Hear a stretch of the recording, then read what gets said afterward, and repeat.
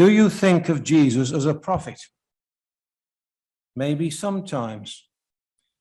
We mainly think of him as a teacher of wonderful things and a man who did wonderful miracles. We say, what a wonderful world it would be if people all lived by the teachings of Jesus Christ. Even people who do not believe in him how we do say that. But Jesus was a prophet. He did prophesy future events. I want to consider a prophecy Jesus made not long before his death, the one known as the Mount Olivet prophecy. It's called that because it was given on the Mount of Olives, which is on the east side of Jerusalem. From there was a wonderful view across the valley of the temple on the other side.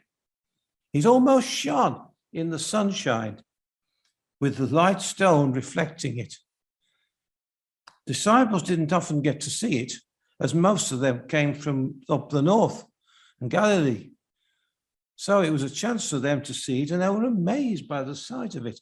Look at this temple, they said to Jesus. I want to go through Matthew chapter 24, so I'd be glad if you could turn that up, please, Matthew chapter 24, and we'll go through it verse by verse. And a bit later on, I'll be taking a few comments from the Gospel of Luke, where Luke adds a few details that Matthew doesn't give us. In chapter 24, verse 1, Jesus went out and departed from the temple, and his disciples came for him to show him the buildings of the temple. And Jesus said unto them, See ye not all these things? Verily I say unto you, there shall not be left one stone upon another that shall not be thrown down.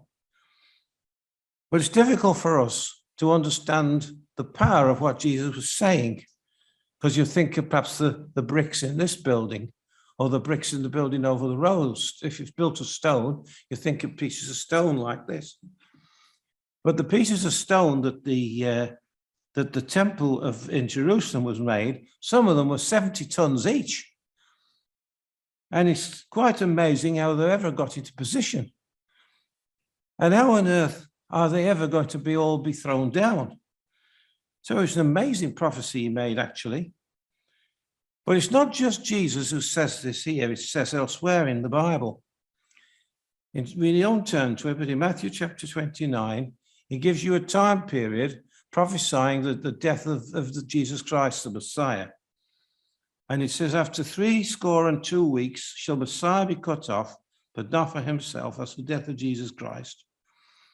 And the people of the prince, that's the Romans, shall come and destroy the city and the sanctuary is the temple, and the end thereof shall be with a flood, and unto the end of the war, desolations are determined. So the prophet Daniel, several hundred years before Jesus Christ was born, prophesied that following on from the death of the Messiah, Jesus Christ, that his people, they're called his people because they're doing what he wants them to do, the Romans, would come and destroy the city.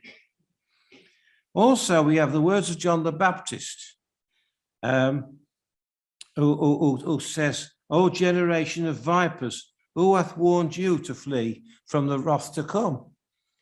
Well, he doesn't spell out what wrath he's talking about, but it's the same wrath he's talking about. Because of their wickedness, of the people he was preaching to, the whole system in Israel was going to be overturned by the Romans. Also, this destruction of the city and the temple is referred to in the parables of Jesus.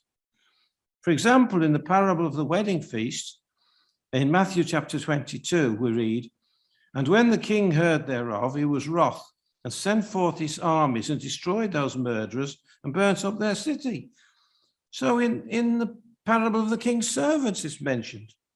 And in the parable of the tenants in the vineyard is mentioned, as Matthew 21, verse 38. And when the husbandmen saw the son, they said among themselves, This is the heir, come let us kill him, and let us seize his inheritance. And they caught him and cast him out of the vineyard and slew him. When the Lord therefore of the vineyard cometh, what will he do to these husbandmen? And they say unto him, He will miserably destroy those wicked men, and will let out his vineyard to other husbandmen, which will render him fruits in their seasons. So it is surprising that God sent the Roman armies to come and destroy Jerusalem and the temple. And in the meantime, the gospel message went out to other people. That's what that's referring to in that parable. Let out his vineyard unto other husbandmen. That's the Gentiles who will now be called into the gospel. So even in the parables, it's talked about this future destruction of Jerusalem. But the disciples are shocked. And in going on in the Gospel of Matthew, chapter 24, we now come on to verse 3. Disciples came unto him privately, saying this.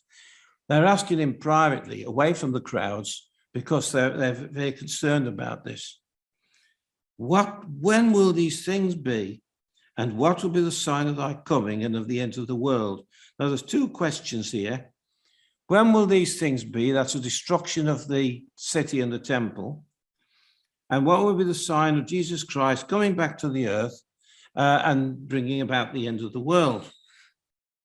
Now, these two questions are answered by Jesus now. And when he gives these answers, we have to decide which we think the two are referring to, because part of his answer is referring to the events leading up to AD 70 when Jerusalem was destroyed.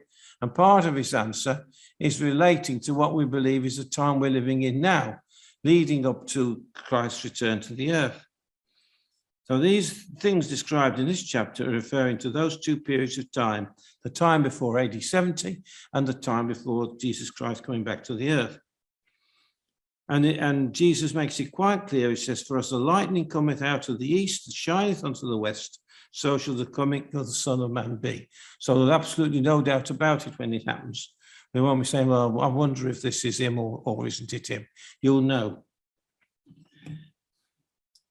Now, the prophecy of the destruction of the temple was fulfilled in AD 70, and here we are now in 2022. So this prophecy of Matthew 24 covers a period of 2,000 years then. Covers quite a long period. Now in Matthew chapter 24, verse 5, let's see what he goes on to say. He says, many shall come in my name, saying I am Christ, and shall deceive many. In other words, there will be false Christs. Well, there was Simon Bar Kokhba, who led a Jewish uprising in AD 135. In our day, there's the Sun Myung Moon, founder of the Unification Church, claiming to be Jesus Christ. And so many others we've not heard of. There have been lots of these false Christs. In verse 7, Jesus goes on to say, this is Matthew 24, for nation shall rise against nation, and kingdom against kingdom, and there shall be famines and pestilences and earthquakes in divers places. Well, we never hear the news without there's some problem between nations. We hear of the threat Iran is in the Middle East. We see Russia spreading its influence, trying to dominate the globe. And since I wrote these notes, we've had the Ukraine war break out. That wasn't happening when I wrote these notes. And we say, well, people say, well, we've always had famines, pestilences, and earthquakes. We've always had them. But I think what's different is that in our day, these things are a lot worse. Let's look at these things in detail. First, he talks about wars. In what way are wars worse today than they were? Well, we've always had the army and the navy. But in 1907, the United States Air Force was formed. So war moved into a new dimension, the air. Since then, we've had chemical warfare, cyber war, and in 2019, President Trump announced a new space force. Only in the 20th century have we, for the first time, had two world wars. We've never had world wars before. So, and another thing that's new today is terrorism. That's a brand new type of war that we've not had before. An enemy with no uniform, no flag, no national border that can pop up and attack anywhere at any time. And it's hard to spot them. It's a new type of war. Then Jesus mentions famines. What's new today about famines? Well, one thing that's new in our day is a huge population of 7.7 billion, last time I looked, all needing feeding. Also new is the threat of global warming. And there is talk that unless urgent action is taken, it will be too late to stop it having a momentum of its own. We only have 10 years to do something, we were told. We were told that a year or two ago. But nations are selfish. Wealthy nations don't want to pay the cost, and poor nations can't. With global warming, the sea level will rise, flooding coastal communities. And since I wrote these notes, we found that global warming is causing poor harvests, leading on to famine. So you see how one thing leads on to another. We find that the COVID pandemic has caused other things to go wrong, and they cause other things, and it just goes on and on like dominoes knocking each other over. Climate change has led to freak weather, huge storms and fires. It's led to famines in some places due to drought and floods in other places. It's caused the bleaching of coral reefs. Jesus also mentions pestilences. Well, we have to say that as soon as they find a cure for a disease, another one pops up. So they work very hard to find a antidote to the COVID, found a COVID vaccine, then up pops monkeypox. And so we go on and go on. The coronavirus is understood to have originated in a wet market in the Chinese city of Wuhan, with original host believed to be bats. And we've had a warning from some professors that if we carry on tampering with wildlife the way we do, this business of having pandemics is going to become more and more frequent. Going back to Matthew chapter 24, verse 7, the next thing Jesus mentions is earthquakes. In what way are earthquakes worse? Well, we now know that many earthquakes are caused by the movement of tectonic plates. That's pieces of the Earth's crust that move about on the surface of the Earth, and they rub up against one another sometimes. Where they rub up against one another, or one's going underneath another one, you get earthquakes. So these pieces of the Earth's crust move slowly and collide, and earthquakes are often at the joins of two plates. Now, the reason earthquakes are worse is that because the Earth's population is bigger, and most people live on the joins of tectonic plates. And why do you think people live on the joins of tectonic plates? It's because that's where minerals are found. And where minerals are found, you can generate wealth. So where you get wealth, you get people. So as the population increases, earthquakes will get worse. We're carrying on through Matthew chapter 24, and we get now to verse 9. Then they shall deliver you up to be afflicted, and shall kill you, and ye shall be hated of all nations for my name's sake. Just look at the persecution there's been of believers in Jesus Christ. There is much recorded in the book of Acts in the Bible. But down the ages, the Catholic Church has persecuted Protestants who rejected the authority of the Pope. There was a Spanish Inquisition from 1478 to 1834, the massacre of Bartholomew of 1572. And look at these Persians who come to us from Iran, saying many of them have fled for fear of their life because they were liable to be put to death because they become converted to Christianity. So it's happening all over the place.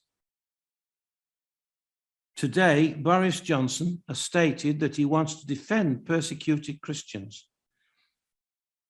Chapter 24, verse 14. Jesus says, this gospel of the kingdom shall be preached into all the world for a witness unto all nations, and then shall the end come. Now, this is a remarkable verse. So one of the signs we've got of Jesus Christ coming back to the earth is that the gospel message will be preached into all the world. Now, some have said that this refers to the gospel being preached throughout the Roman Empire before the destruction of the temple in AD 70. Now, while this may be so, Jesus is also giving signs of his second coming. Well, only now is the gospel being translated into almost every language. By 2018, the full Bible had been translated into 683 languages, the New Testament into an additional 1,534. By the 1990s, the New Testament was available in more than 100 languages in Papua New Guinea alone. This is a sure sign that Christ's return is near. Matthew 24, verse 15. When ye therefore shall see the abomination of desolation spoken of by Daniel the prophet stand in the holy place, whoso readeth, let him understand. Then them which be in Judea flee to the mountains. Let him which is on the housetop come not down to take anything of his house. Jesus is referring here to an Old Testament prophet of Daniel. But what does Daniel mean by the abomination of desolation? Well, first of all, let's see what the word abomination means. Well, abomination to Jews was a building to some other false religion. So Daniel prophesied there would be one on the wing of the temple, put there by the people who destroyed Herod's temple, which was the Romans. The Romans destroyed it, and Daniel is prophesying that an abomination is going to be put on that site. But before that, Daniel said the city and temple would be destroyed. And this has happened exactly as prophesied. But Luke adds a bit more in his account.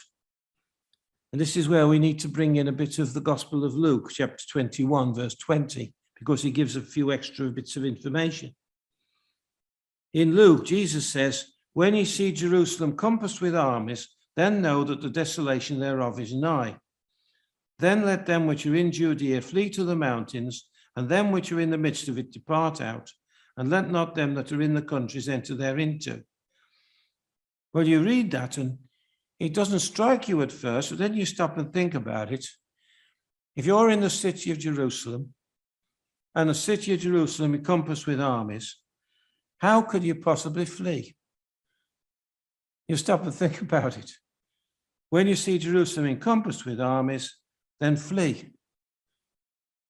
Well, anyone reading that before the event happened would think, well, that's impossible. How can you? Well, let's look at our history books and see what actually happened. How do you flee an encompassed city? Well, Jesus knew there would be a chance, but he only knew that by God's power. God's power is the only way he could have known. Listen to what happened. The Romans besieged Jerusalem in October AD 66, led by Vespasian and his son Titus. In May 69, Nero committed suicide after the burning of Rome, and Vespasian, keen on perhaps being the next emperor, halted the siege and withdrew the men. This gave any Jews in Jerusalem a chance to flee. It's what we call a window of opportunity today. Those who ignored this warning of Jesus Christ and didn't flee the city perished, because needless to say, the Roman armies came back again to finish the job. Titus returned in force, and after a 5-month siege, the city was destroyed. And if you're interested, you can see a video on YouTube showing you in detail the way the Romans attacked, besieged, and took the city of Jerusalem. And there's a lot known about the way it was done, and it's very interesting, but it's grim watching. It's grim because you're watching the destruction of a city. Jesus made another prediction in Luke chapter 19. We needn't turn that one up. This is what Jesus says in Luke 19, speaking about Jerusalem. The day shall come upon thee, that thine enemies shall cast a trench about thee, and compass thee round, and keep thee in on every side. And they shall lay thee even with the ground, and thy children within thee, and they shall not leave in thee one stone upon another, because thou knewest not the time of thy visitation. Well, let's look at those words. They shall cast a trench about thee and compass thee around. The word trench means a rampart or a mound. Now, during the siege of Jerusalem in AD 70, the Romans built a wall all the way round the city to stop any Jews escaping. Barnes's commentary tells us this. Titus, in order that he might compel the city to surrender by famine, built a wall around the whole circumference of the city. This wall was nearly 5 miles in length and was furnished with 13 castles or towers. This work was completed with incredible labor in 10 days. Now that was the fulfillment of the words of Jesus Christ in Luke 19. Thine enemies shall cast a trench about thee and compass thee around. And you could read those words and not even think particularly about them. And yet they're remarkable words. We go on back now to Matthew chapter 24, and we now come up to verse 21. He says, for then shall be great tribulation, such as was not since the beginning of the world to this time, nor ever shall be. Now, during the siege of Jerusalem in AD 70, some mothers ate their own children. And it's all described by the Jewish historian Josephus, who was there at the time. Now, remembering that Jesus is also answering about his return to the earth, look at the tribulation today. Look at the number of refugees fleeing persecution all over the world today. We have these many Persians who've come to this country, and many of them have become Christadelphians. But they aren't the only ones. You've now got all these refugees from Ukraine, and you've got refugees from other countries. If I had a map of the world, I could show you all the different countries where people are fleeing from them for one reason or another. In fact, it's been said that there's never been a time like it in history for refugees. But no doubt, the words of Jesus Christ apply to the city of Jerusalem in AD 70, where very few of them survived. Jesus said, except those days should be shortened, there should no flesh be saved. Now that could apply very well to the city of Jerusalem in AD 70. But it also applies to the world today. That if Jesus Christ doesn't come back soon and stop the events that are going on in this world today, the very civilization that we enjoy is under threat and could collapse. Plastic pollution is getting into the stomachs of birds and fish, as a result of which, unless they can regurgitate it, they will starve. Microparticles of plastic are getting into our food, and they've been found at the bottom of the ocean, and they've been found up Everest. So there's nowhere you can get away from these microplastics. Birds have it in their organs. Doubt has been expressed over how long the earth will be habitable or whether civilization will collapse. Forests are being felled at an alarming rate. The ozone layer is depleted. The sea is warming, and there is a decrease in oxygen in the ocean in places. Therefore, there is a decrease in plankton, and there is acidification. Therefore, a decrease in the number of seabirds. The number of insects is decreasing, including the honeybee, which is necessary for our survival. Many animals are facing extinction. The 16-year-old Greta Thunberg and the 94-year-old Sir David Attenborough have been warning the world we only have so long to act. The coronavirus caused the global warming problem to be postponed. It also hampered the efforts to be rid of locust swarms in Africa and the efforts of people flooded out in the UK to get their properties put right. Going back to Matthew chapter 24, verse 15, Jesus prophesied an abomination on the temple site. When you see the abomination of desolation prophesied by the prophet Daniel. Right? So there's going to be a false worship set up on the temple site, he says. Well, the Romans offered a swine at the east gate of Jerusalem in AD 70.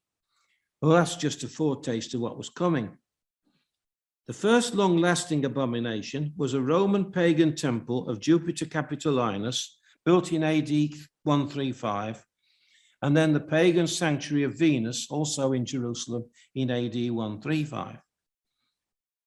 The next was a Christian basilica built by Constantine over the supposed tomb of Christ, built in AD 325 and destroyed in 614.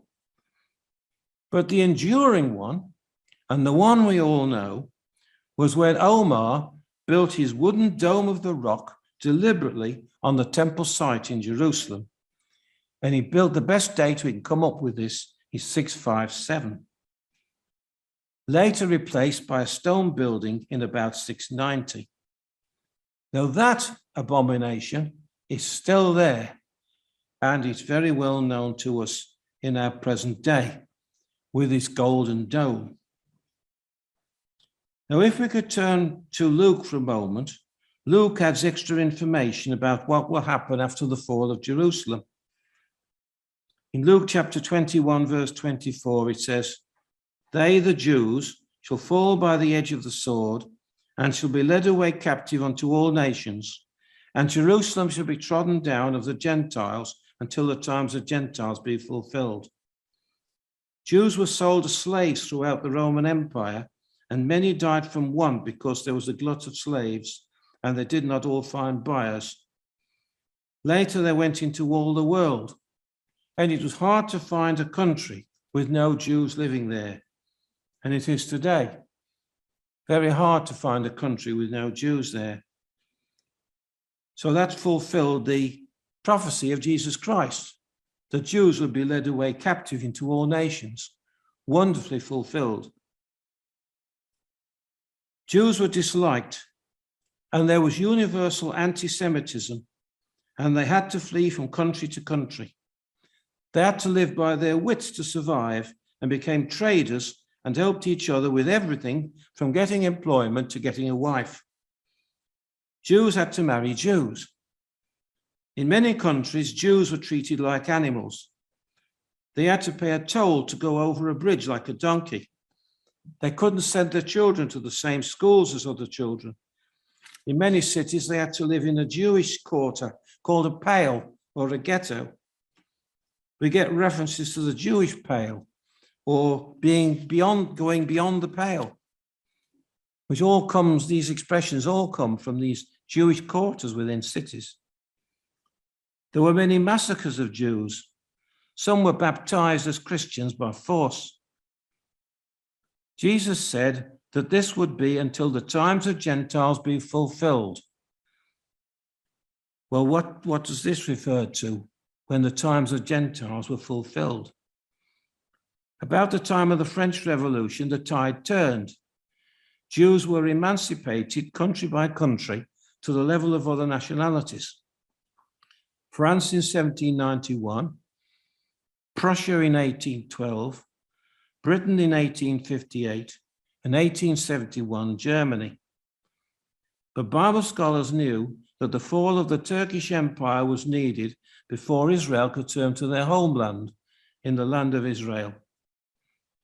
In 1897, we had the first Zionist Congress established by Theodor Herzl with the object of establishing a Palestine as a national home for the Jews. Then in 1917 came the Balfour Declaration by Prime Minister Balfour. His Majesty's government view with favour the establishment in Palestine of a national home for the Jewish people. Then in the Second World War, Hitler tried to destroy all Jews, moving them on trains in huge numbers to prison camps, where they were killed in gas chambers and burnt in ovens. He managed to kill 6 million or so before his death. In 1848, the Jewish state was established by the newly formed United Nations. Jews began returning in huge numbers to Israel from all over the world. just as prophesied in the Bible. In 1967, in the Six-Day War, Israel took the old city of Jerusalem, except the temple site. In 1992 began the unsuccessful peace process, which only in very recent years has started bearing fruit under what we know as the Abraham Accords. Jews returned to Israel in such as Operation Magic Carpet and Operation Moses. A few countries moved their embassies to Jerusalem. As we speak, there are still 100 countries in the world with 100 or more Jews in, and the number of Jews in Israel has just overtaken the number of Jews in America. Oh, and since I wrote these notes, I found out that the number of Jews in Israel is now more than the number of Jews in the rest of the world added up. For the first time since the Jews were scattered in the first place in AD 70, the first time since then that's been the case. Jesus said Jerusalem would be trodden down of the Gentiles until the times of the Gentiles be fulfilled. Let's just think of that phrase, trodden down of the Gentiles. I'm going to give you a potted history of Jerusalem over the last 1900 years. Jerusalem was occupied by the Romans, then the Persians briefly, then the Arabs, then the Turks, then the Egyptians, then the Crusaders, then the Egyptians again, then the Turks, then Britain. We had to go from 1917 to 1947. And then Israel formed a state in 1948, but only occupied the old city of Jerusalem in 1967. Jesus said Jerusalem would be trodden down of the Gentiles, and it certainly has. Just look at that list. And I well remember when I first went through my history books, finding all this out, I was overwhelmed by how many different countries have occupied Jerusalem over the last 2,000 years. Absolutely overwhelmed by it.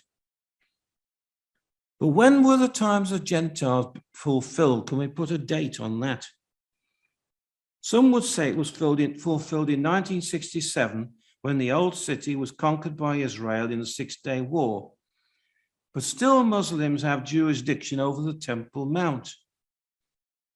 But going back to Matthew's Gospel, Matthew adds in verse 32, "Now learn a parable of the fig tree. When his branch is yet tender and putteth forth leaves, then ye know the summer is nigh. So likewise ye, when ye see all these things, know that it is near, even at the doors. This generation shall not pass till all these things be fulfilled." Parable of the fig tree. What does Jesus mean by the fig tree? Well, the fig tree was the favorite of all trees in Israel. But let the Bible be its own expositor. Where else is the fig tree mentioned in the Bible? Where is the previous reference of the fig tree in the Bible before the one where Jesus refers to it here? Why? It's in Matthew chapter 21. When Jesus saw a fig tree in the way, he came to it and found nothing thereon but leaves only, and said unto it, Let no fruit grow on thee henceforth forever. And presently the fig tree withered away. And when the disciples saw it, they marveled, saying, How soon is the fig tree withered away? Here was a living parable of Israel. The fig tree represented Israel, and Jesus was prophesying the destruction of the nation of Israel, withering away. So the fig tree, clearly, in this parable, is talking about the rebirth of the nation of Israel. When you see the fig tree sending forth its leaves, then you know summer's nigh. When you see the nation of Israel bringing forth leaves in the land of Israel, then you will know that the return of Jesus Christ is near. But you notice something about that parable, and that is, he says, leaves. When you see bringing forth leaves, he doesn't mention fruit. Now, with the Bible, you have to watch every word. Watch what it doesn't say as well as what it says. Leaves and no fruit. A fruit in the Bible represents spiritual things. Fruit to God is what it usually, if you look at the parables, it talks about bringing forth fruit in the parables. It's always talking about bringing things to God. So there's Israel, largely in unbelief. Yes, they've gone back to the land. They've got their nation of Israel, but they're still very largely in unbelief. So leaves and no fruit. What a wonderful fulfillment. Now, returning to the Gospel of Luke, he says, there shall be signs in the sun and in the moon and in the stars, and upon the earth distress of nations with perplexity, the sea and the waves roaring. Now, this is symbolical language. When he talks about the sun and the moon, it means the government, the people ruling over the nations. And the stars, these are the people who rule. The Bible uses symbolical language like this. So we're using this kind of language. An earthquake would be a revolution or a coup. And an eclipse would be a government losing its power. Do you understand how the symbology works then now? And he says, men's hearts will fail them for fear, for looking after those things which are coming on the earth, for the powers of heaven shall be shaken. In other words, governments overthrown, governments losing their power. And then shall appear the sign of the Son of Man in heaven, and then shall all the tribes of the earth mourn, and they shall see the Son of Man coming in the clouds of heaven with power and great glory. He shall send forth his angels with a great sound of a trumpet, and they shall gather together his elect from the four winds, from one end of heaven to the other.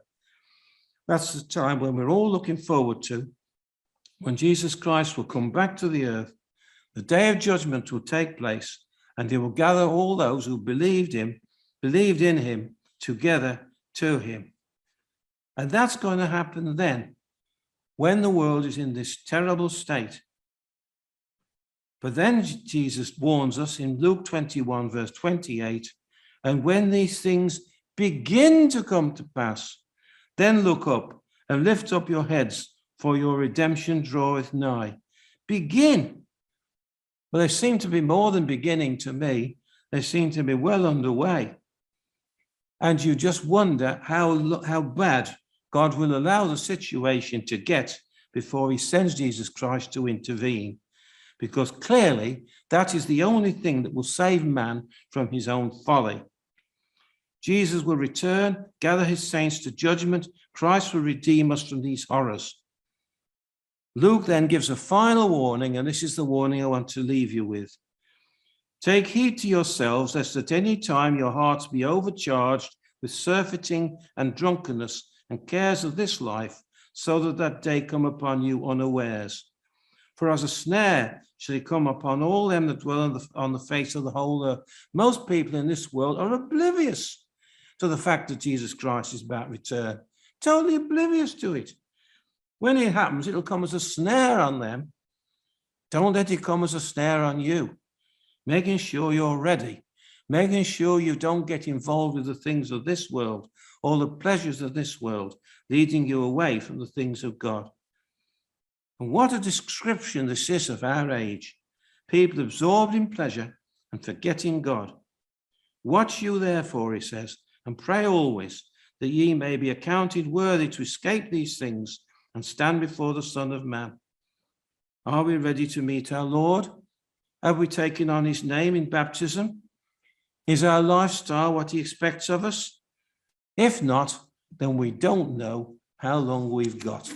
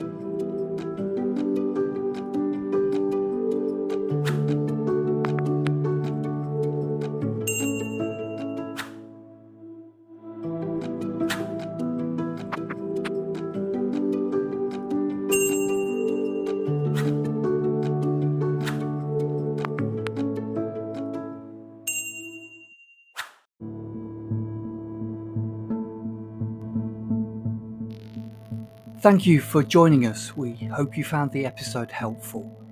Don't forget, most of these episodes are also available as videos on our video channel, cdvideo.org. So head over and take a look. If you have any comments or questions or suggestions, please get in touch or leave us a voice message. We love to hear your feedback. You can email us at btf@cdvideo.org. If you enjoyed the episode, then please share it with others. Until next time, may God bless you in your studies and your walk towards God's kingdom. Amen.